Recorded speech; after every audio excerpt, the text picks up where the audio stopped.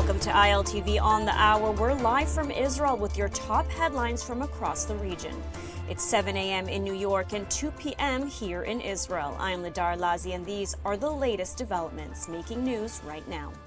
The remains of a slain hostage were transferred into Israeli territory by the IDF last night and arrived at the National Institute for Forensic Medicine in Abu Kabir at approximately midnight.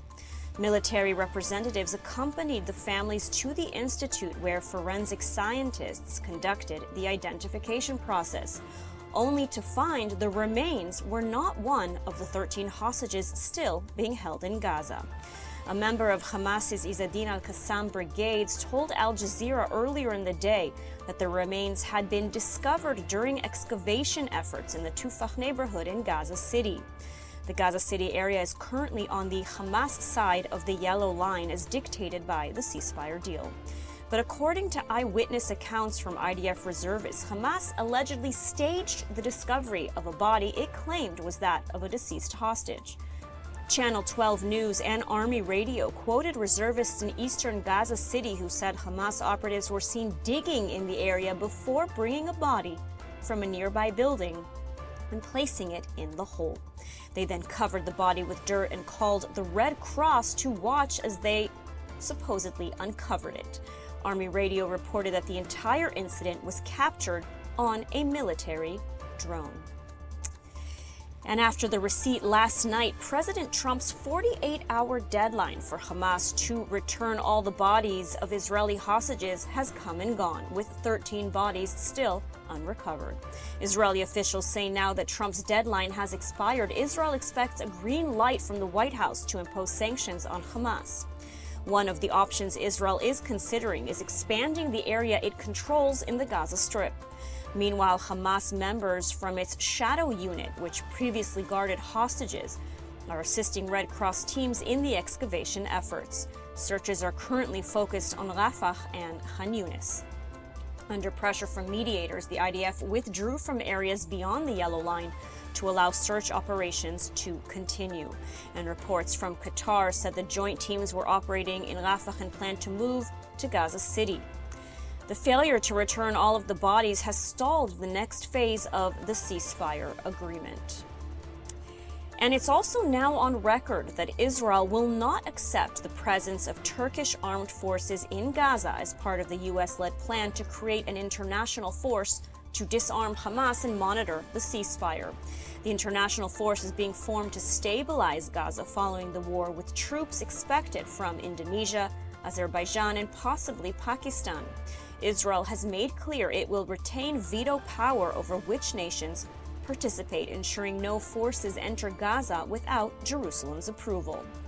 Speaking in Budapest alongside his Hungarian counterpart, Foreign Minister Gideon Saar ruled out allowing Turkish troops to enter Gaza. Unfortunately, and mainly during the last 2 years, but even before that, Turkey led by Erdogan, led hostile approach against Israel, included not only hostile statements, but also diplomatic and economic measures against Israel. So it is not reasonable for us to let their armed forces enter to Gaza Strip. And we will not agree to that, and we said it to our American friends. And joining us now with more on the latest developments is Dr. Eric Mandel, founder and director of MEPIN, and Lieutenant Colonel Advocate Maurice Hirsch, director of the IPAAR at the Jerusalem Center for Security Foreign Affairs. Thank you both for joining. Hi, good afternoon. So, Dr. Mandel, let's start with you. You know, Hamas is clearly playing games, playing psychological warfare, however you want to call it, but at the end of the day, they are in breach of this ceasefire agreement. So what happens now? What should Israel do, and what can Israel do at this stage? So the question really is, what can Israel do? The question really is, what can Israel do in conjunction with the United States?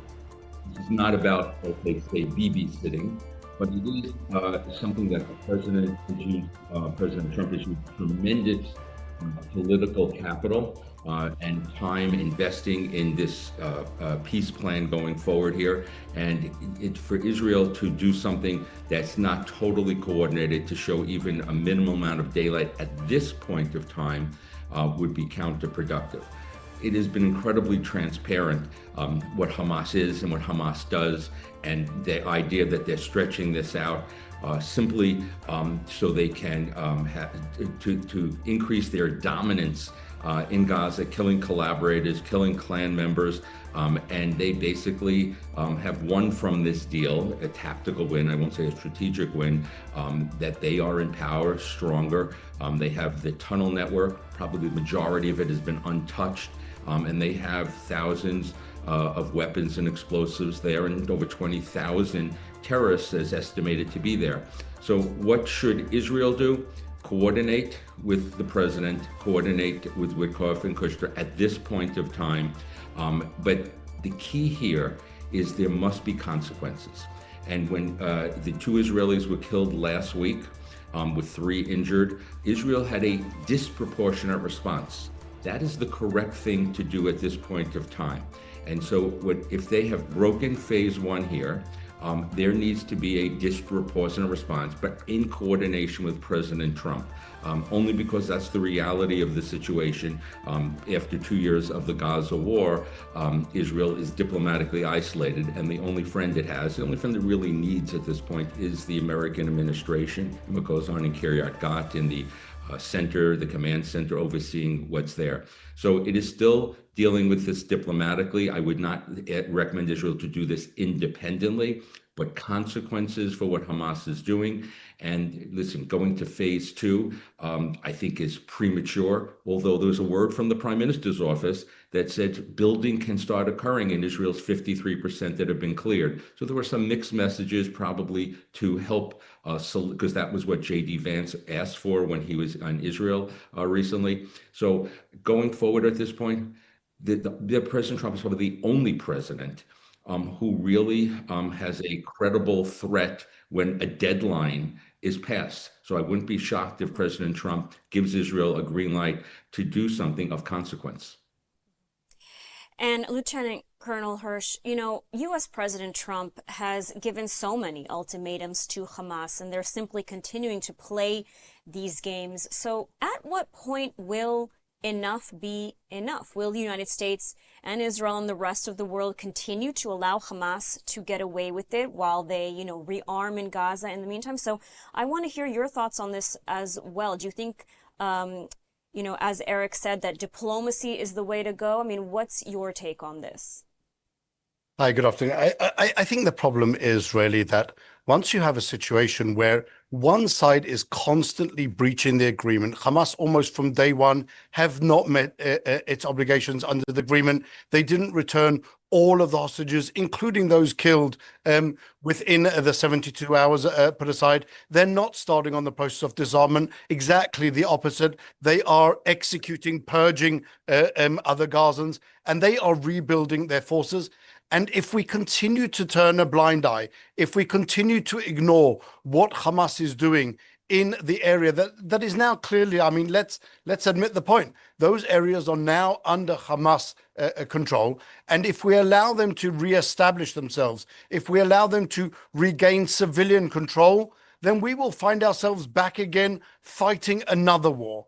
And so really to avoid those really even more destruction and disastrous results, we need to make sure that there is accountability. Without accountability, we won't move forward. And whilst it is obviously important to coordinate as much as we can with the US, I think that President Trump should also understand this is a personal offense to him. It's a personal offense. If J.D. Vance, while he was here, the deputy president, said that the decision to move forward on a preliminary vote on a bill that will go nowhere in the Knesset was a personal offense. Well, what Hamas is doing should be seen by President Trump and by the rest of the administration as a personal offense against them. It means that the partners and the coordinators that they are dealing with, Qatar and the Turks, aren't really using their influence to the full extent against Hamas and are allowing them to play these games. It's unfortunate. We just saw now from the announcement of the Prime Minister's office that the remains returned last night were those of a body which had been recovered already 2 years ago. And so this is not a game. Let us not delude ourselves. Hamas knows exactly where all of the rest of the bodies are and is just not giving them back. It's not a game. It's a strategic decision to continue the psychological warfare against Israel. Absolutely. And so, Eric, turning back to you, so the ceasefire deal has very clear stages. The first stage, release all the hostages. That still hasn't happened. 13 bodies still being held by Hamas.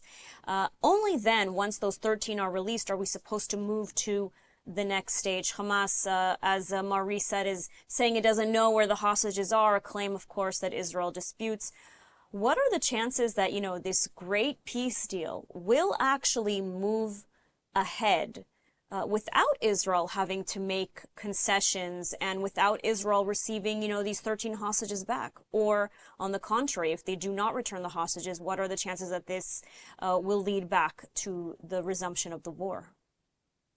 Well, it will depend upon if President Trump goes to where they takes that personal offense that Maurice talks about, not against Hamas. The personal offense should be against Qatar and Turkey, who should have been the ones who have delivered. Again, the question should really be if they were able at this point to create. To put the pressure on Hamas to have released the living hostages that we all should be incredibly appreciative of. Where the heck have they been for the last 2 years? The president there's a dance here from an American perspective that's not just focused in on what's going on in Gaza. The president has elevated Qatar, which is, we'll say, at best a frenemy to the United States, to the regional leader. And we're talking about a next phase, if we're going to look a tiny bit beyond here, who's going to build, to have Qatar's money, Turkish troops, which obviously the Israelis don't want, and that we see that this has angered the Saudis and the Emiratis, the people who really could bring in a phase two. We will know a little bit more when MBS comes to Washington in a couple of weeks. So they're looking beyond what's going on just in Gaza now. But if you do sweep that under the rug and you do not have consequence on Hamas and you do not put the pressure on Qatar and Turkey and keep saying that Al-Thani, the Emir, is the greatest leader and Erdogan has done amazing things, where at best they are problematic and at worst they are profoundly anti-Israel, and what they really do want is Hamas to remain in power, maybe under a different name, and to have an Islamist presence in Gaza to threaten Israel again and again and again. Then we're going to, play this deja vu with Gaza there. So what the question really is the Trump administration finally ready to say, the dress here is not in Gaza City. It maybe is not in Doha with the Hamas leaders. It is in Doha with the Emir. It is in Ankara with Erdogan, and that is really where the problem lies. And Israel is going to need, unfortunately, the United States to help its national security interests. But to my mind, as an American who talks about American interests, that is in American interests. And so the president is being pulled from a couple of different ways here. But the idea that, that you've gotten the hostages back and Israel remains in 53%, have to say is a great victory considering where we would have been. Nobody thought that was possible just a few months ago. But the fact that it is failing at this point of time and have allowed Hamas to regain its power and be the dominant force in Gaza is not a surprise. The question is, what is next? And what is next has to be, you mentioned maybe diplomacy. Diplomacy is important, but kinetic actions, doing something is really what Hamas responds to, and that's the currency in the Middle East. And Maurice, I do want to get into the role of Turkey and Qatar in a minute, but I want to ask you, what's happening inside of Gaza now, and is Hamas getting stronger with each passing day? Yes, without question. Unfortunately, what we're seeing in Gaza at the moment is what some of, not necessarily our our friends, that we can't necessarily call them friends, but some of those people, some of the Gazans who were willing to stand up and be counted, the Al-Shabaab group, just to give one example. We're talking about people who want to get rid of Hamas, who are willing to say, you know what, we'll control a certain area of the Gaza Strip. They are now seeing, because they thought at the time that Israel was serious, that the US was serious in its desire to get rid of Hamas. And so now they're seeing the repercussions. We're seeing Hamas going back to controlling all of the aid that's going into the Gaza Strip. Hamas security forces, terrorists roaming the street, executing people, as we've seen in the streets, executing the people who they believe in any way collaborated with Israel. And so now we're almost creating a bigger problem for ourselves in that we're allowing Hamas to not only take control, but we're almost showing those who would possibly stand up to Hamas that we can't necessarily be relied on. And that is possibly one of the worst consequences of what's going on now, even in the face of the breaches of the agreement by Hamas, and there are no consequences. So Hamas, yes, Hamas, in answer to your question, is getting stronger day by day. It's now seeing the fruits also of its diplomatic efforts coming into account. Qatar, instead of forcing Hamas to give up on the hostages, is more worried and more involved in trying to persuade Mahmoud Abbas in Ramallah to include Hamas into the PLO, which the PLO has rejected over and over again, which Hamas has rejected over again, to make them really to whitewash Hamas. That's what the Qataris are doing instead of forcing them to meet the ceasefire agreement commitments and to disarm. So unfortunately, yes, we're seeing a really severe regression here. And the sooner that Israel responds, the sooner that the US, together with Israel, in a coordinated manner, respond to this, the better it will be for not only for Israel, not only for the US, but also for the Gazans themselves. And so, Eric, back to you on Qatar and Turkey. You've mentioned them, Maurice has mentioned them. Clearly, there was a lot of concern in Israel that these countries who have openly supported Hamas and continue to openly support Hamas will be able to essentially set up a base in Gaza. Now, that seems to be off the table now. Gideon Sa'ar saying that no Turkish troops, for example, will be stationed inside of Gaza. So what role will Qatar and Turkey play, if any role? I think Qatar's role, as of now, I think the administration thinks Qatar's role is going to be the financier of rebuilding. I think Qatar wants to be the financier of rebuilding in Lebanon, in Syria, and in Gaza. And that is the worst thing for American interests. We have to remember who Qatar is.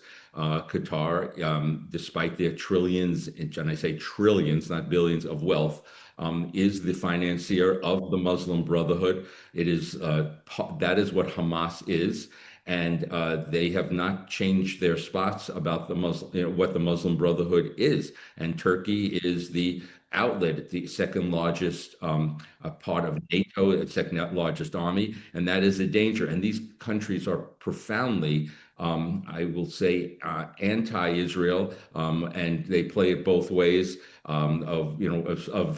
Israel has worked with Qatar. I was in Doha as recently as a couple of months before October 2023, and Mossad was there all the time. And Israel obviously made a profound mistake trusting Qatar at that time. I'm not saying that Qatar knew of October 7th, but definitely was part of the financing of what it is.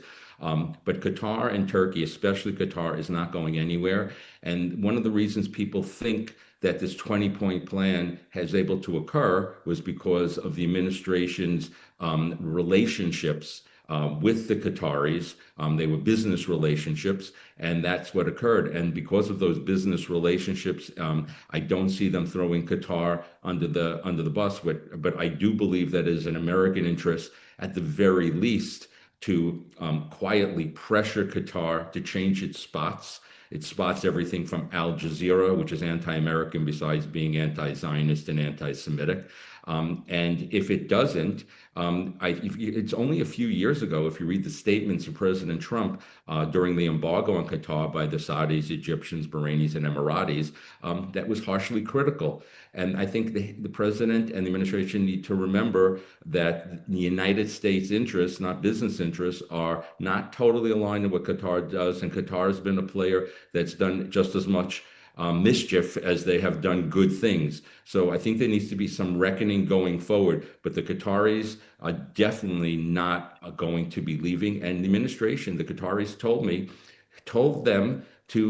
the United States that they should house and give sanctuary to the bad guys, Hamas, Taliban, those type of groups, because that's the way we interact. That's not a friend for the United States. That's a intermediary, and they do that in criminal networks where you have somebody who can talk to the bad guys, but not somebody who's a trusted partner. That's certainly one that shouldn't have gotten the security defense pact. Certainly without giving up much more of its anti-American, anti-Israel propaganda. Yeah. And so we're almost out of time, but Maurice, I do want to hear your final thoughts on the role that Qatar and Turkey would play. So it depends on exactly what role we want to give them as enforcers of the agreement with Hamas. I think that is the only really position that they should play. They have leverage over Hamas on the one hand. On the other hand, as Dr. Mandel mentioned, they are also the hosts of Hamas. Qatar never got rid of the senior leadership of Hamas. Some of the terrorists who were expelled as part of the Shalit deal found their way and found safe haven in Ankara, and really they found a home there. Many of the terrorists who were released now, they have thankfully been kicked out of their five-star hotel in Cairo, but they are going to be divided up between those different countries. Qatar is now going to receive even more terrorists from Hamas. And so their only position that they should have should be leverage over Hamas, over the terrorists, and no enforcement position whatsoever. We cannot have Qataris wandering around the Gaza Strip or the Turks. They are more of a defense for the terrorists than they are any type of help to moving forward with the Gazans or even allaying the fears of the Israelis. And so we really do need to find that correct balance as to what position they can play, if any, and then ensure that they don't take up any of the positions that would be more complicated and more detrimental for Israel's security. And I think, as Dr. Mandel also mentioned, what seems to be somewhat of a sticking point, I hope it won't be moving forward, although Jared Kushner and Steve Witkoff did discuss it in their interviews, that conflict of interests, to what extent, considering their substantial financial interests in Qatar, are they able to say to the Qataris, you know what, you are not fulfilling your part of the deal? Are they going to really give up on their financial interests in order to ensure enforcement? That, I think, is still left to be seen. Absolutely. All right, Dr. Eric Mandel, Lieutenant Colonel Advocate Maurice Hirsch, thank you so much for joining us today. Thank you very much. And now I want to pivot to a little bit of positive news, step away from the war in Gaza, and share a really lovely story, that of My Tree in Israel. It's an incredible initiative that allows people to adopt an olive tree in the land of Israel. And not only that, each year you get Israeli-made olive oil from your tree delivered straight to your home wherever you are in the world. So it's really an opportunity to help Israeli farmers and agriculture, but also enjoy the delicious benefits. And so joining us now is Yishai Gelb, Vice President of My Tree in Israel. Thank you so much for joining us. It's a pleasure. So can you tell us a little bit about My Tree in Israel and what led you to develop this initiative? So the My Tree in Israel initiative has two primary goals which we are focused on.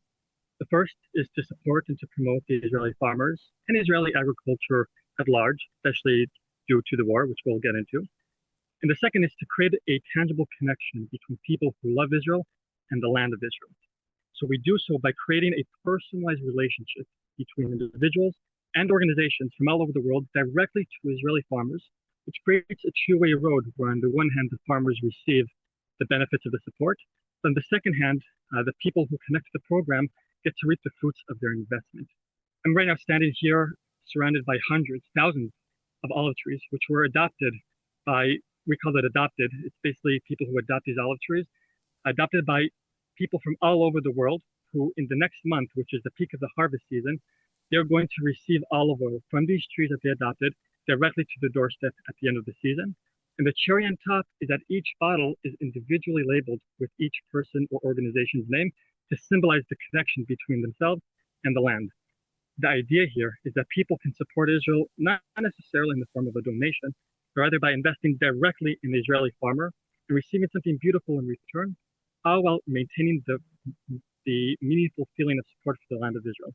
And those aren't my words. Those are the words of Ambassador Huckabee, who's been a supporter of this program for the past 4 years and standing right in front of his tree. I see that you're standing next to the sign that says Governor Mike Huckabee. So why don't you tell us a little bit about his involvement and some of the notable figures that own trees?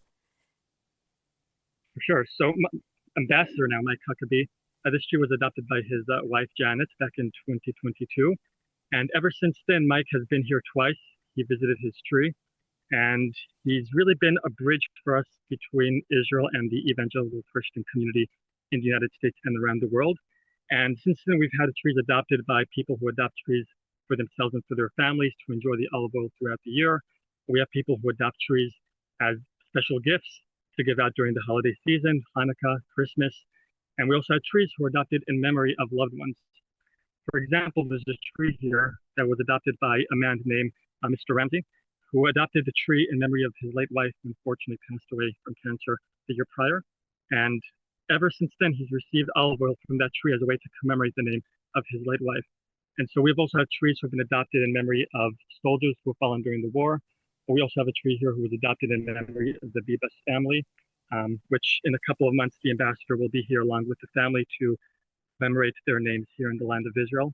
There's just so many ways and reasons why people choose to adopt their trees here, just because it's a really unique connection to the land of Israel, which bears something so beautiful in return. And it's not just olive trees, I understand. You can also adopt a grapevine and receive bottles of wine, and even your very own private collection of whiskey from, I think it's an adopted grain barrel. Is that right? Correct, right. So we are focusing on the 7 species known to the land of Israel, the olive tree being the first that we focused on. But as we expanded to more farmers, we focused on the grains that are known to grow indigenously in the land of Israel. So our next step was to invite farmers who grow vineyards, vines across the land of Israel. And now people from around the world have the opportunity to adopt a grapevine in the farmers' vineyards and receive privately labeled wine from their vines in Israel. And our latest addition really is the first Israeli distillery in the Golan Heights, which produces amazing whiskey. And so people have the opportunity to join barrels that we have there at the distillery, and they can receive also their privately labeled whiskey, which we ship twice a year. And I have to say that the main consumers of the whiskey are Jewish communities, shuls, and temples, who really found the whiskey to be an excellent way to do a l'chaim after Shabbat services, while still having a piece of Israel to remember part of the services. And I do want to ask, because after October 7th, Israeli agriculture was really hard hit. How has the war impacted sort of all these farmers that you work with? So there are 2 significant ways that the farmers were affected during the war. The first is that much of the manpower used at the farms and in the orchards, the people in the beginning of the war had to leave the farms and go into reservist duty. And that was very, very difficult for many of the farmers who, the trees don't stop growing just because there's a war going on. And so it was very difficult, especially in the beginning of the war, but also with all of the war in Lebanon and the war with Iran, to leave the farm and still somehow come and harvest the trees and take care of the trees. So that was a very significant difficulty. And the second difficulty is, of course, the actual hits by the rockets, which harmed the fields, harmed the groves. During the year, we added another winery to our list of farmers that we are supporting. Up in the Moshav Avivim, there's a wonderful family who grows vineyards in northern Israel. And their winery was completely destroyed by the rockets, which is a complete travesty. And so My Tree in Israel decided to help the winery by offering people to support the winery through the purchase of bottles that were saved during the fire. And each label reads, "I helped rebuild Avivim Winery," as a way to show that these people were a part of supporting the rebuilding of the winery. Incredible. And so if our viewers want to adopt their own tree in Israel, I mean, how can they do it? So it's very simple nowadays that we have our website, which people can go into, mytree.org.il. And there people have the option either to adopt an olive tree or grapevine or whiskey cask. I have to say that we are just 2 weeks away from the harvest. So anybody who gets to adopt their tree before November 5th will receive their 6 bottles of olive oil, which I'll just show how it looks like. You get 2 of these packages, each with 6 bottles of olive oil with your private label. And you will receive this after the November harvest in early December in time for Hanukkah and Christmas. A wonderful Christmas gift, a wonderful Hanukkah gift, and just a terrific way to both support Israel and receive something beautiful in return.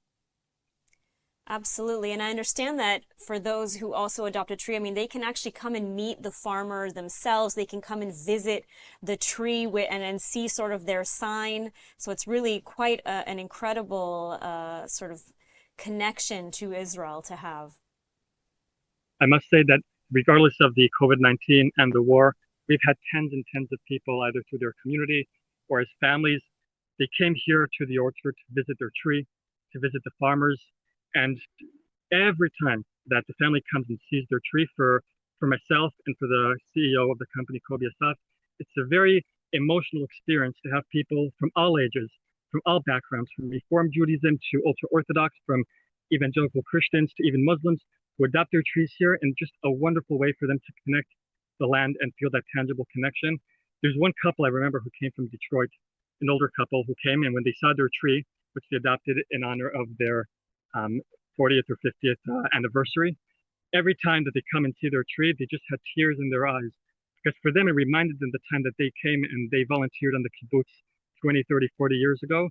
And to have a tree that's yielding for them olive oil every year, which they can share with their brothers, their sisters, their family, it's just an incredible moment.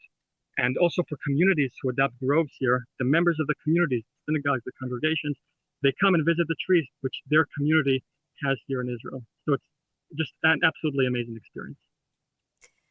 Absolutely. I mean, really an emotional and moving connection to Israel, and a delicious one, I have to say, as well. Yishai, Gelb, thank you so much for joining us today. It was a pleasure. Thank you.